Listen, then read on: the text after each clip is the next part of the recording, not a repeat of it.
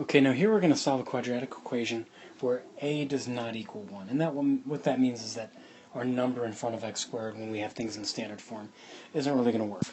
So the path of debris from fireworks when the wind is about 15 miles an hour, I'm just going to sketch what this would look like. So here's an explosion from a firework. And that debris is going to end up being scattered in the direction of the wind. And this is the formula that they've given us for the height and the horizontal distance in feet. And here's something to keep in mind.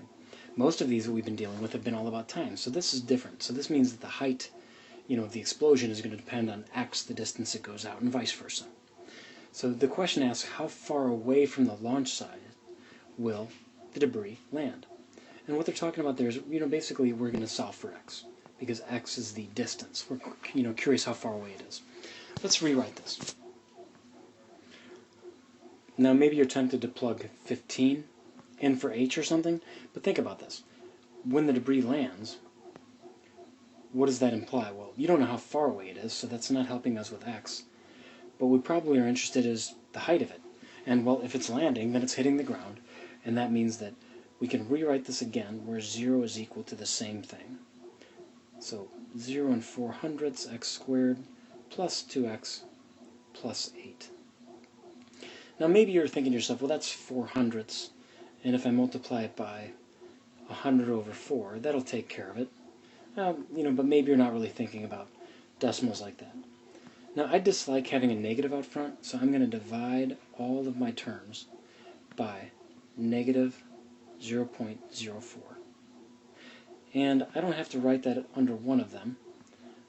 I can write it over the whole thing, as long as I know that I'm keeping track of my work, and that means that everything gets divided by 4/100. 0 divided by anything goes away, so on the left side we have nothing.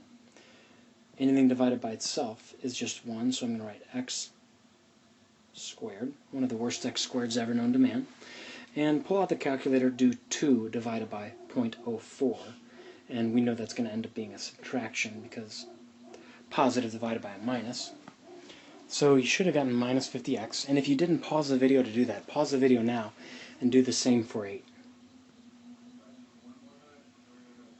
In doing that, you should have got 200. So here's x squared minus 50x minus 200. Now let's say you were just to come across this on a test. You might be like, well, I'm just going to add 200 to both sides.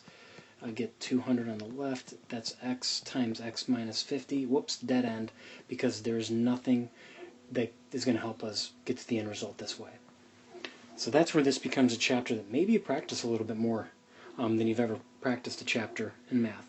So I know that I need x squared minus 50x plus some number. Now this is the quadratic chapter, all about completing the square. But I would be saying in a test situation, well, what's the factors of 200 that add up to 50? And really nothing's going to come up there.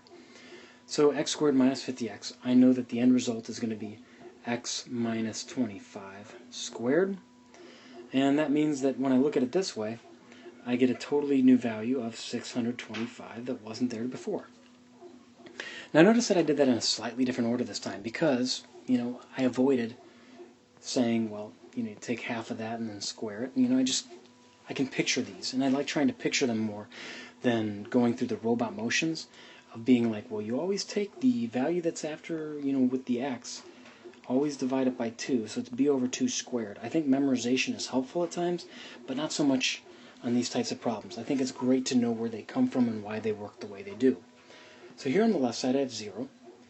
I don't really have room to fit 625 in, so I'll just write plus 625 equals, I'll change the color so that x squared minus 50x plus 625 shows up.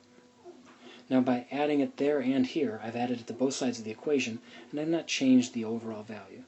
And I have to be careful not to leave out things, because there's my minus 200. I'm not going to combine these. That's actually a mistake. So in this step, I'll just simplify the left side, rewrite x squared minus 50x as x minus 25 squared. So that turns all three of these terms into this factored part. And then I'm going to rewrite minus 200. Real easy to leave this last part out. Now I'm going to add 200 to both sides.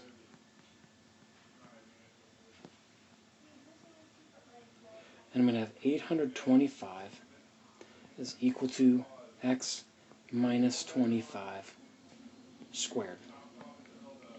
Square root both sides, and I'm going to get x minus 25, I switched the sides, is equal to plus or minus the square root of 825. And then I'm going to add 25 to both sides. Here's the deal. I'm kind of going through this quickly because it's just the algebra portion. But now I'm going to slow down for a moment because I want to make a note of something. In all the other problems I said, you can be done right now. But since we're describing a real problem where it says how far away is the debris, I think it's going to be way more helpful if we actually have something that's more meaningful. So here's x is approximately, so now you need to grab your calculator, 25 plus square root of 825, write it down, and do the same thing for minus the square root of 825.